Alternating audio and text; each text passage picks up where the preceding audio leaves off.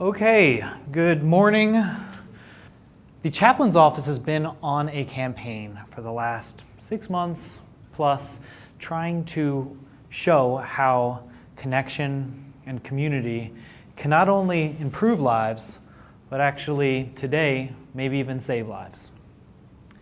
I'm Captain Matt Babcock, and a couple weeks ago I was extremely humbled by recognition as a DISA annual award winner. Got pulled up there on stage, cameras flashing, and got to shake hands with the Admiral. But almost 7 years to the day prior to that, I was in a very, very different place. And first and foremost, I would just want to establish that depression, suicide is a problem society-wide, affecting everyone. It affected me, which you'll hear about here shortly. And if it's happening with you or a loved one, that's okay. You're not alone, and the key is getting help. All right, now we've established this DCS with a little bit of restriction for safety's sake. So everybody that's out there in DCS land and those that are here, if you have an emotional response to this content, you are not alone. All right, I taught a course this weekend and I had 2 people out of 10 that had a fairly emotional response. So if that happens, there are resources, all right? If you're in the room here and you need to leave because, hey, we started late and you gotta get to a meeting, or you're just tired of my face and my voice, that's perfectly fine. But please just check by Olga on your way out and say, hey, I'm good to go. I just have other things I gotta do. Same thing out in worldwide. If you have to go or do something, that's fine. Just check in with your safety monitor. I really appreciate all the safety monitors out there that are helping us to make sure that this is as constructive a time as possible. But with that being said, early 2011, Lieutenant in the United States Air Force, just graduated undergraduate pilot training, had been assigned to the A-10 Warthog, went through initial fighter fundamentals, which is where they take pilots and turn them into fighter pilots. Graduated that, got assigned to Davis-Monthan Air Force Base in Tucson, Arizona to go learn to fly the Mighty Hog. If I had planned and dreamed things, it could not have gone scripted any better. But unfortunately, that dream was turning out to be a nightmare.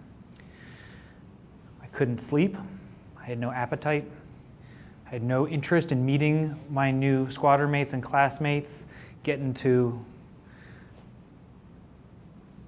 understand the hog and everything going on there. I was not enjoying the normal things in life that I did. And I was in a pretty bad place, to the point where I was thinking about taking my life.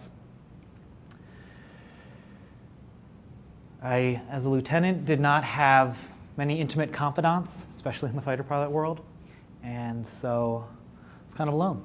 But luckily, I did have my parents and a good relationship with them, whereby they told me, and this is, if I didn't go talk to my commander, Mama was gonna call him. 25-year-old lieutenant, wasn't gonna have that on my rap, so stepped up and went and saw Pooch. Lieutenant Colonel Drew Pooch Kapusak was the commander of the 355th Training Squadron out at Davis-Monthan Air Force Base. His job was to create A-10 qualified fighter pilots. And luckily, he had opened the door a little bit. On the first day, he greeted us, gave us his business card, and said, hey, if you need me, call me. That's one thing to say it, but there's this chain of command and and all of that. And so I went to my supervisor and said, hey, did the commander really mean I could go talk to him? He said, yeah, call him up. So I called Pooch. Said, you got a minute? He said, come on by. Now, at this point, I hadn't slept in 72 hours. Insomnia was really digging in. And I showed up to Pooch's office. He took one look at me and said, get on in here, LT. And then after a couple words from me, said to his exec, clear the rest of my day. Closed the door, took his phone off the hook, turned off his cell phone, and then gave me the next 3 hours of his time. Now, he didn't take that time telling me what I needed to do and pontificating. He just listened. And after 3 hours of me pouring out my heart to him, you know what he did? Came around the desk, gave me a hug, and told me he loved me. Loved me? What? And he didn't just say it. Over the next 6 to 12 months, he showed me that love and saved my life. And that love slide is the first learning point here. What did he mean by, as a commander, I love you? I found he meant that learning, ownership, vulnerability, and empowerment. Learning. He didn't just fix the problem. He didn't just hear about it and say, all right, this is what you need to do. He became a student of the situation and just listened. For those few hours, only said a few words here and there to keep me going and make sure that he was understanding. But when we were done with that, he didn't just say, all right, here's a number to mental health, good luck. No, he went with me. And he engaged the mental health provider himself to figure out what we could do. After that, based off the conversation we had earlier, he ended up getting his phone call with Mama because he had found out, hey, I've got this relationship with my parents. He said, hey, what's her phone number? Called my parents up that night and talked to them for longer than he had spoken to me. He learned as much as he possibly could to understand his people and the situation. Then ownership. He didn't just set it and forget it. He prioritized his time and resources, not just personally saying, hey, I'm going to fix this, but utilizing the resources he had to fix the situation. All right. He also owned his limitations as a leader, saying, hey, I am not a mental health provider, and I'm not going to fix this whole situation, but I am going to get him equipped with resources and then own the situation to the point of following up to make sure that those resources work. Vulnerability. He expressed to me, you know, the fighter pilot life and all this has worked out beautifully for me. I mean, he was an extremely experienced pilot, spent his entire career doing this. And it could have been very easy to see somebody that getting into that world that was having some issues and take that as an insult and say, man, he's insulting who I am. No, he said, I can see the pain in your eyes. And though I haven't experienced the same thing, I know people that have, and I've had my own fair share of challenges in other places in life. I'm human. You're human. And we can get through this together. And then empowerment. He empowered me to find the right solution for me, not just his solution. That solution was probably not what he had expected, because I ended up getting signed up with the VA for group therapy down at the mental health ward at the Southwest Arizona VA. Anybody been to the VA before? not too many 25-year-olds in a flight suit walking around there, and it scared the heck out of me, I'll be honest. But I had read that the understanding that I would get from a group there would be extremely valuable. In addition to that, I ended up on a medication which grounded me from flying. All right, his mission of his unit was to produce A-10 pilots. So that was in complete contradiction with his mission for his unit. But he said, you know what? People are more important. And you're an officer first. And you know what I'm going to do? I'm going to coach you up, do what we got to do to take care of your health, and get you back into the fight. All right? And then I also needed a fair amount of time away from the unit to receive therapy one-on-one. So he hired me as his exec. Said, you know, you're not gonna fly, but in the time that you do have, I'm going to make sure that you're still feeling connected to the mission and helping in some way. And then I can also make sure that you have all the time you need and the resources you need. And he empowered me to get healthy. And what did that produce? It produced a commitment that he was not going to let me down, all right? Now, I had just been in his unit for a few weeks. It would have been very easy for him to say, whoa, I got all these other, very capable individuals.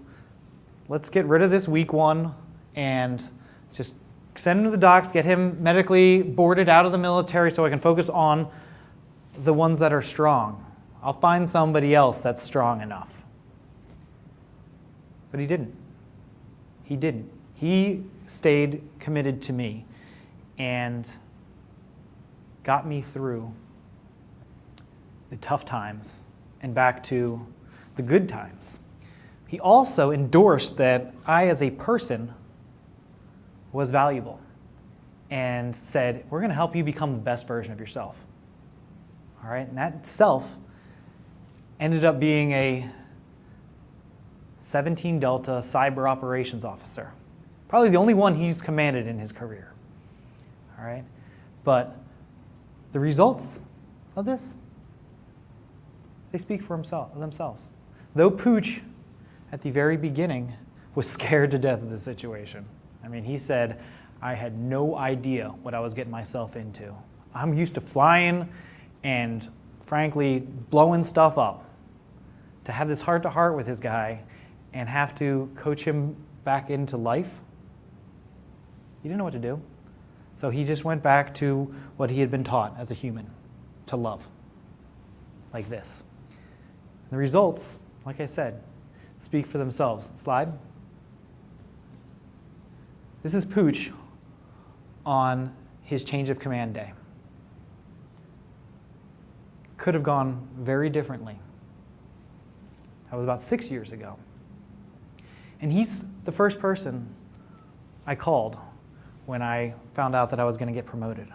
He's the first person I called, actually second person, wife, now first person, but the second person I called when I found out that I'm getting a leadership position as the director of operations of the cyber squadron over in Aviano, Italy. And when I got recognized a few weeks ago, I also called him and said, thanks for believing in me. Thanks for not just writing me off and saying, I can find somebody that's stronger. But this isn't about me. And this isn't about Pooch. This is about the fact that mental health challenges and suicide is affecting society and is a big, big problem. All right? I've felt it myself. I've had family members, I've had classmates, I've had roommates, and I've had somebody at every single assignment so far in the military die by suicide. All right, and there's a long path of suicide. There's resiliency, which we all learn about and try to roll with the punches, like when your DCS doesn't work and you've got a big presentation that you're trying to put together, and you've got some resiliency. But sometimes that resiliency breaks down, and you start to really struggle. You get to the stage where I was in, which is suicidal ideation. All right? Now that's not, taking action, but that's starting to think about what those actions could do. Starting to ponder, hey, what would it be like if I wasn't here? What would my funeral be like? Would anybody miss me? For me, I had a motorcycle. It's in Tucson, Arizona, where there's this mountain called Mount Lemon. Gorgeous ride. Nice curves, cliffs left and right. I used to think to myself when I was riding, what if I just didn't turn? What if at this next curve with the cliff, what if I just didn't turn? Would the pain be gone? Would I save my family some shame?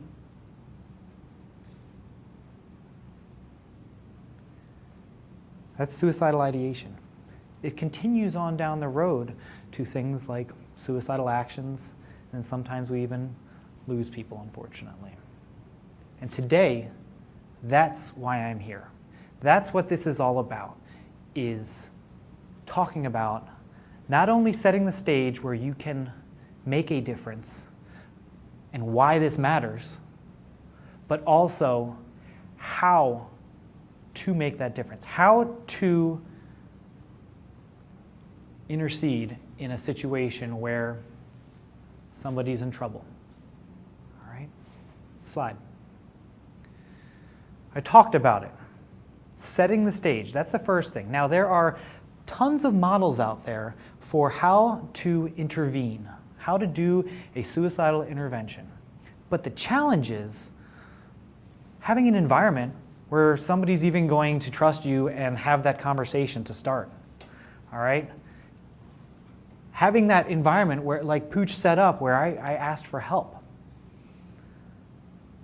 And that's what love can do in the workplace, in your home life, anywhere, is set up a connection with people, a prioritization of what really matters with your time and your resources, authenticity of our human selves and the fact that, hey, we all have warts.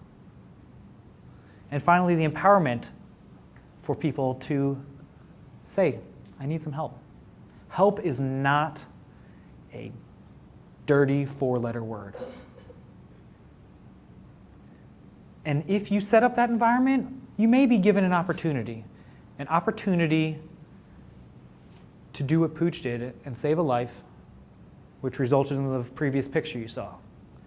Now, what do you do in that situation? Slide. You recognize somebody's in trouble. Now, there are tons of signs. Who's heard of some signs of somebody may be suicidal? Any? Go ahead. You start acting out, doing stuff out of the norm that they don't normally do, getting in trouble with the law, breaking laws, getting arrested. So just acting in a abnormal manner, just different, acting out. That's a great way to describe it. Any other? Giving things away and feeling like they have a plan. Yeah. And sometimes when they have a plan, their personality really ups and they feel a lot better. Personality changes both downwards, but also possibly if this person's been really upset and has no reason to all of a sudden be on top of the world, that could be a problem. Yes, there are signs out there. Giving things away, that's a classic one. Now, I'm here to tell you that there is no checklist. There is no tried and true, if this happens, then this person's suicidal. You talk about giving things away. I've got a chaplain friend. Kind of convenient since this is run by the spiritual fitness office. Chaplain friend that went to the bookstore and donated all of his spiritual books and Bibles. And an airman came up to him and said, Chaplain, you doing all right? He said, yeah, I'm fine. Why, what's up? Chaplain, you're giving away all your Bibles. And sometimes when people are giving things away, it's because they're in a bad spot and they're thinking about, ending their life. And he said, thank you so much for approaching me and having the courage and the trust to approach me. But see, I'm getting old. They invented this thing called a Kindle, and it's so much easier than carrying around all those books. All right, so yes, there are signs out there, but there's no cookie-cutter approach to this. So what I'm here to share with you is a few things to keep in mind that are very umbrella. First being emotional experiences that are stressful with feelings of loss. Loss is a huge one. Now, how do you tell if somebody's felt loss? Any ideas? You mentioned it earlier about kind of acting out. Usually loss gets shown in a physical change, whether that is purely color of face and you turn red in the face, tears may come, or somebody that is usually quite reserved, becoming very talkative, or somebody that's very talkative, becoming very reserved. All right, now, I'm a recovering fighter pilot. We love the sound of our own voice. So if you ever find me kind of just reserved and quiet, that's probably one of those scenarios. All right, second thing is pain. All right, both physical, mental, emotional, spiritual pain wears on people. And prolonged pain makes people get to the point where they're wondering how I can make this end. And that pain can maybe lead to thinking about suicide. Shame is another one, whereby, I would rather die than deal with this situation or let this person down. And finally, the circumstances are making you think, I wonder whether this person's thinking about suicide or something along those lines. The hairs on the back of your neck and your intuition is just telling you something's not right. If you think it, they're probably thinking it. Because it's not as abnormal, unfortunately, as we would like to believe, and stigma in society tried to tell us. When I was depressed, I found out that suicidal ideations are a symptom of depression, just like the sniffles and congestion are a symptom of a cold. So it doesn't necessarily mean this person's immoral or, just wrong because they're having a symptom of an illness. But being truthful to that and recognizing it can make a difference. Slide. One of the big things overarching is perspective. All right, and I call it the 3 P's of perspective: personal, permanent, and pervasive. If something bad happens to somebody, it happens to us all. All right, if you haven't had anything bad happen in your life, buckle your seatbelt, because that's life. It's how we react to that and how our perspective is with that that makes a difference. All right, personal being, hey, this is all about me. I'm the only one dealing with this. I'm the only one that's ever dealt with this. And there's something wrong with me as a person. Permanent, I'm going to be dealing with this for the rest of my life. And pervasive, this is going to affect my entire life. Every aspect of my life. My job is I'm going to struggle professionally. I'm going to struggle personally. My friends are going to not like me anymore. My loved ones are going to disown me. I'm going to lose my house, my car, my dog. It's going to turn into a bad country song. All right? If any of those 3 are in play, and heaven forbid all 3 of them are, hairs on the back of your neck should be standing up and start thinking about this. For instance, pain. You got an illness of some sort, and you think, I'm the only one that's ever dealt with this. There's something wrong with me. Nobody else has had to deal with this before. Permanent. I'm going to be dealing with this pain for the rest of my life. I just need to accept that life for me now on is pain. Pervasive. It's going to affect everything. It's going to get in the way of my relationships. It's going to get in the way of my hobbies. It's going to get in the way of my job. Can you see how that could start to make somebody really think in drastic ways, negatively.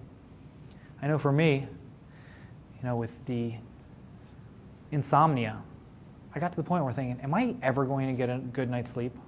I'm never going to get a good night's sleep again. That's really, really difficult. Now, you recognize that this is a situation, all right? You've loved folks so that you can know them, be approachable, open, and you've now recognized that there might be a problem. What do? Slide. You ask. Now, why would somebody not ask about suicide? They're afraid of the answer. They don't know what to do. The person says yes. They don't have a plan in place. They don't know how to do a conversation. What if they say yes? What am I going to do? It could be pretty scary, right? And especially in DOD, because clearances, people are terrified of saying it. Clearances. And we're going to get to that here momentarily. Thank you so much, because I can tell you, it was on my mind. People said, hey, don't you admit any weakness in the DOD. They will send you out to pasture in a heartbeat. We'll talk about that a little bit. Any other reasons people have? Shame. You're afraid you might insult them, or you might hurt them, right? Yeah. And that's part of this vulnerability and this humanity with this. The stigma. And the stigma, right. Another thing people sometimes ask is, or think, if I ask them about it, I might give them the idea. Fact of the matter is, I've talked to multiple health providers that have been doing this for decades, and the overall belief is that you're not going to give somebody the idea. If you're thinking about it, they've already thought about it. Somebody that's asked this question thousands of times once told me. I get two responses, either no, and here are my strengthening mechanisms that are keeping me resilient, or something else, possibly yes, possibly just, but the one thing she never hears is, never thought of that. All right? So if you've thought about it, they've thought about it. So the key, and if you take one thing away from this entire workshop, it is to ask directly and specifically, are you thinking about suicide? Now, the verbiage matters because oftentimes society, we like to kind of sugarcoat things. We don't want to talk about it because of stigma, because of sensitivity, because of shame. So we say, hey, think about doing something crazy? Well, now that you've just judged me and told me that what I'm thinking is crazy, I'm sure as heck not going to share with you. Are you thinking about doing something stupid? Same thing. Are you thinking about hurting yourself? Understand that hurting yourself and killing yourself are two very different things. I start every day at the gym hurting myself, all right? That's how you build muscle, is by breaking muscle. So people hurt themselves for the endorphins, and it has nothing to do with trying to take their life. But killing yourself is a different story, and that's what we're talking about here. Are you thinking about suicide? Are you thinking about killing yourself? Are you thinking about ending your life? Maybe one of the most difficult questions you can ever ask somebody. We're going to do some role-playing here at the end to give you an opportunity to realize how difficult that is, but also give you the practice so that it might be a little bit easier next time. Sir? Hurting yourself is also a symptom. Oh, absolutely. Because one of the ones I saw where people cut themselves, cutting themselves with the endorphins. Absolutely. Yes, cutting and other hurting mechanisms can be a sign that something else is wrong. So I'm not saying that that is to be ignored, but oftentimes people that are doing that are not thinking about ending their life. They're just trying to find a way to make the pain go away. And yes, that is not healthy and should be addressed and could be a sign that suicide is a risk, but needs to be clarified because you ask somebody, hey, are you planning on hurting yourself? No. I'm planning on killing myself. I'm not expecting it to hurt. All right? And I know that that may sound brash, but it's very, very important. And there's one other thing here. Society loves to use the word commit with suicide. And what the community is trying to do is separate those two. Because people commit crimes, they commit sins, and it already puts suicide into that negative light. And I'm not here to talk about morals or ethics or anything like that, but the bottom line is to be constructive, we need to be vulnerable and open. And when you say commit, it's got that judgmental tone to it that prevents people from acting constructively. So we try to get the word commit out of there by using words like, are you thinking about suicide? Are you thinking about suiciding? It's a legitimate word these days. Killing yourself, ending your life. Okay? And yes, there are a lot of reasons why you're uncomfortable doing that, but the courage to do that can make all the difference. And then what? What if they say yes? Yikes. All right? Yikes. That could be very challenging and uncomfortable, but right then and there is where that humanity means the most. And empathy. The C in ACE stands for care. Empathy. Put yourself in their shoes. Wow. Wow. I'm so sorry that you're to that point where you think life is no longer worth living, and that the pain, I can't imagine the pain that you're going through, but thank you so much for trusting me enough to share that with me. Please, tell me, share with me, what's going on? What's happening? Just listen to them. Listen, put yourself in their shoes and listen and care. All right? And then the E here stands for escort. Based off of kind of how you hear that story from them and what you've learned about them and what you know from loving them and asking and then caring, get them to the right professionals. Now, on the back of your sheet here is a list of resources locally at Fort Meade. All right? Some of them are national, so the folks that are out there globally can also utilize them. The top two, you definitely can. The Office of Spiritual Fitness and Chaplaincy here at DISA is a resource for everybody, as well as the EAS program, but there are also others. The key is getting them to the right one. Now, worst case scenario, you do have 911.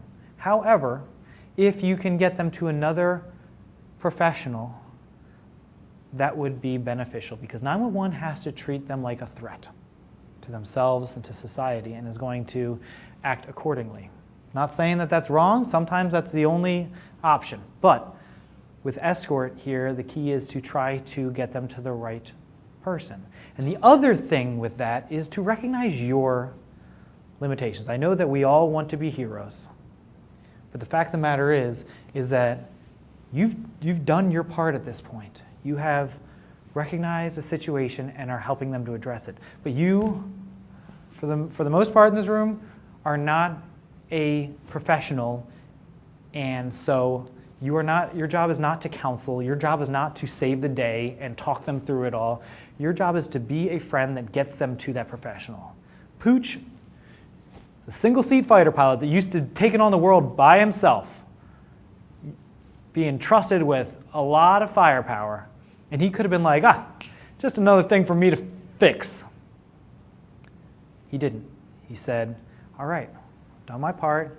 Now I'm going to help you find a professional. Does that make sense? So love, and then ACE. Now there's some nuances to this slide.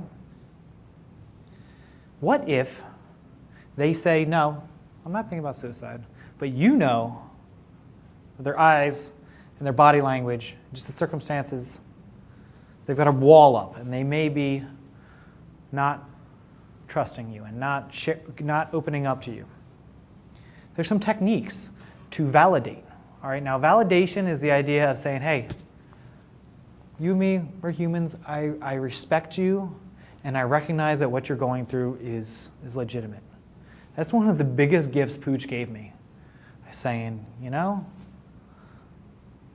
I can see the pain in your eyes.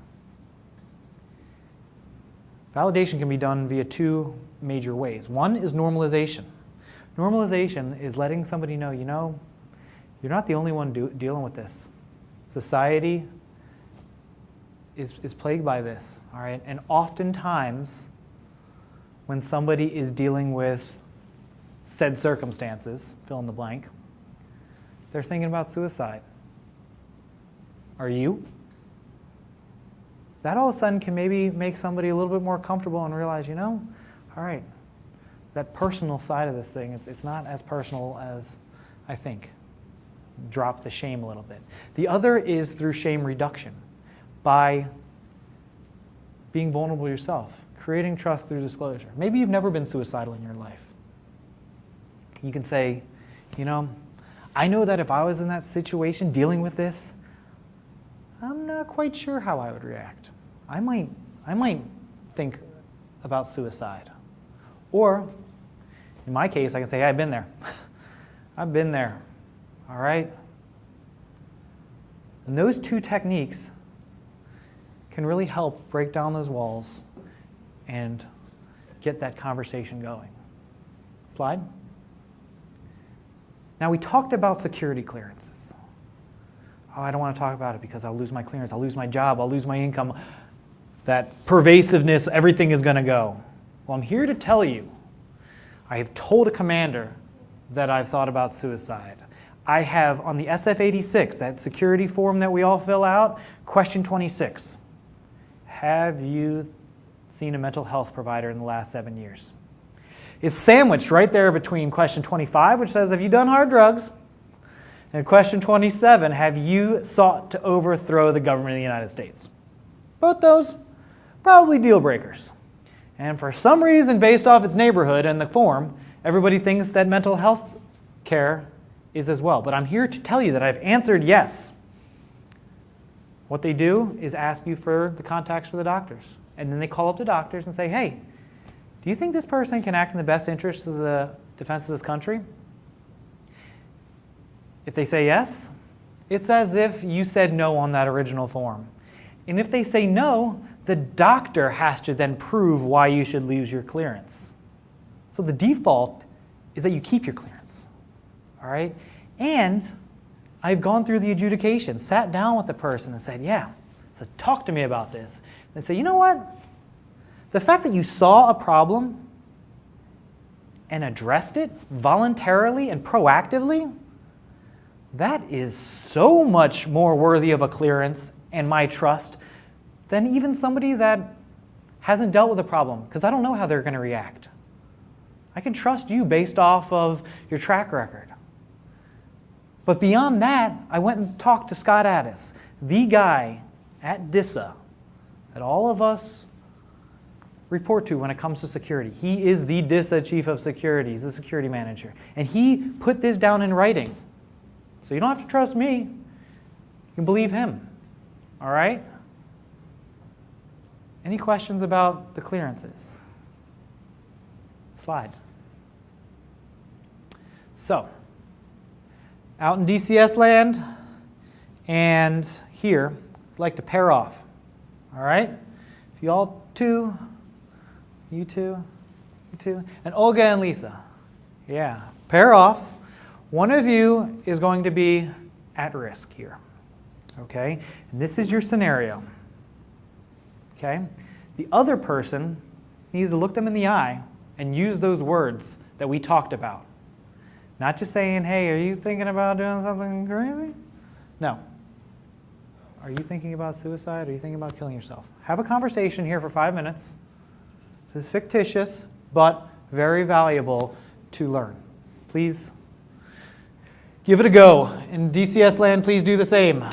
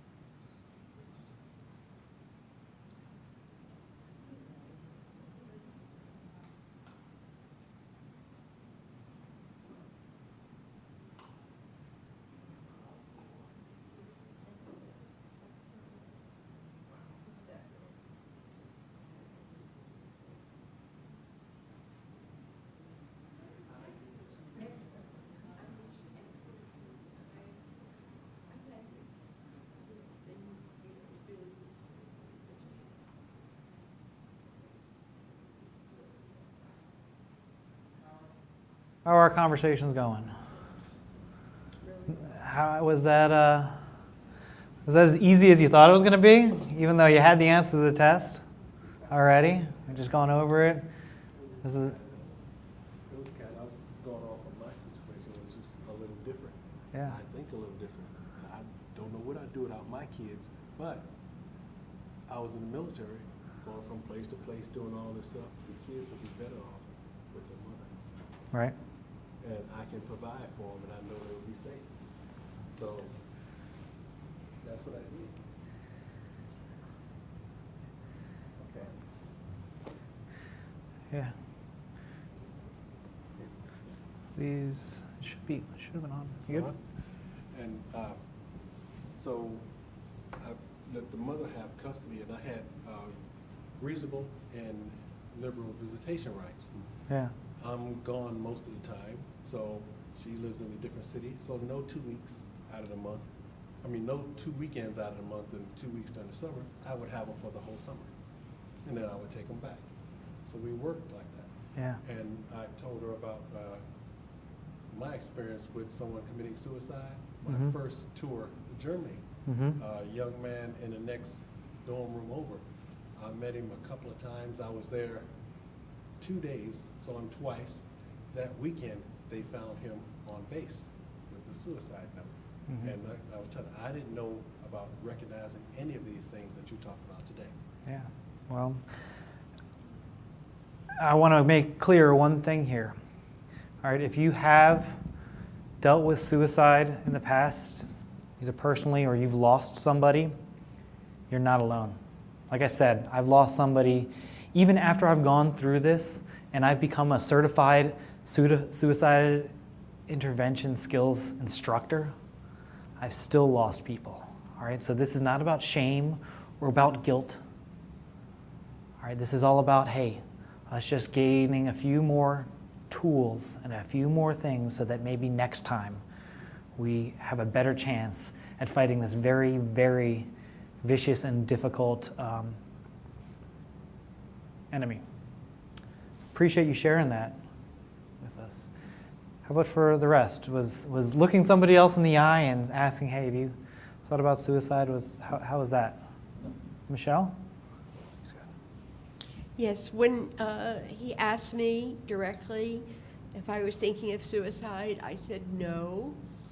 And he was able to go back and say, from what I'm hearing, from what I'm seeing, and talking to you, he needed to ask that question again. So it's very important, I think, to go back and, as a listening partner, go over some things you're seeing or hearing or feeling. So you use that normalization technique of validation that we talked about earlier. Quick study. Look at him. Oh, look at him. Excellent. All right. We're going to flip-flop roles. How are we doing in globally on the virtual with DCS land? We're going to try the role play one more time here, and then we're going to wrap up. All right. I'm getting the high sign from our time here based off the technical difficulties up front. We're going to have to cut the second role play, but I encourage you to continue the discussion. Can we go on to skip this next slide and go to the 2 slides from now? I want to go over a few nuances. Yes. All right. Today's talk was a very elementary level of this. All right, just introducing it, sharing some concepts, but getting us in touch with things and the fact that we are not limited with our capabilities when it comes to suicide. All right? We do have hope. We do have processes and opportunities to make a difference.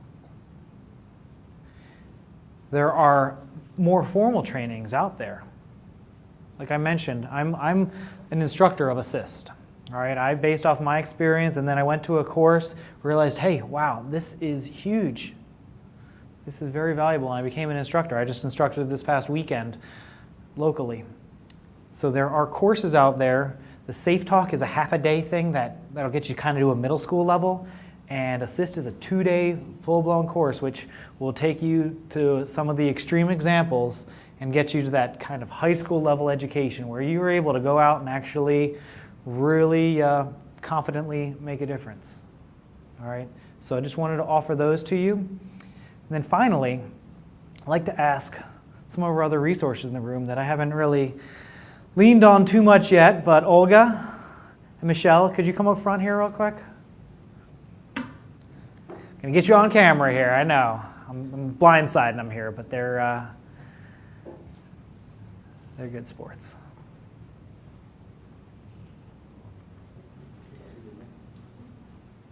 All right, so as we're mindful of the camera here, I'm just a former pilot, cyber operations guy with a story. These two both work in the spiritual fitness and chaplain's offices. Olga's here at DISA, and Michelle works for the NSA Navy across the fence. And I'd like if you all could just join me in a round of applause for them, because they deal with people's stories on a daily basis, all right? And I wanted to bring them up here in case there are any questions.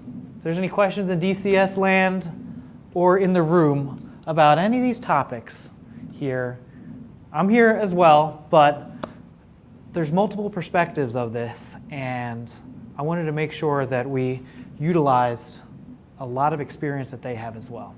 So if you have any questions in DCS land, please share them via the chat. Otherwise, if any questions or comments in the room, I've got a microphone here. We can make sure it gets shared with our friends across the network. Yes, one of the things Thank that you so transpired with us as we went through the coordination here was the recognition that in our lives that the Lord is what helps us through much of how we succeed in overcoming those incidents. And as the French would say, it's then that He carries us. And you know, we have both had experiences with others, and you know, through His guidance, they are still here, and we are still here. Absolutely. And I've got my opinion on that, but I'm going to defer to the professionals in chaplaincy when it comes to talking about that impact here of faith. Yeah, on faith and spirituality in all of this. I'm going to defer to you all. Well, the impact of faith and spirituality can be huge and comforting and can give you direction and a path when you think there is no path, and can help you figure things out. But I do want to say always the chaplain's office is open for people of faith, people of spiritual, and people that do not have that faith. The chaplain's office is for everyone.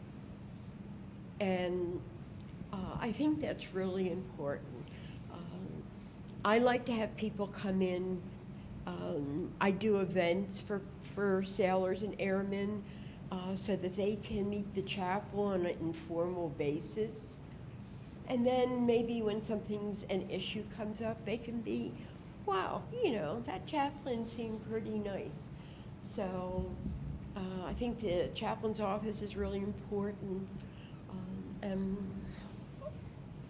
And yes, one of the things that I also wanted to mention, I totally ditto on what she just stated, but the real key for us is to convey that anything that happens in the chaplain's office, from the moment you walk in, stays there.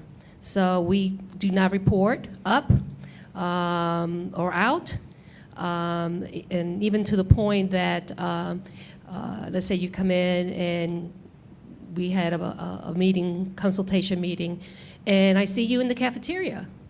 Unless you come up to me and want to engage again, I don't know you. And so I wanted to say that because trust is, it's a key ingredient for people to be able to come and talk with you.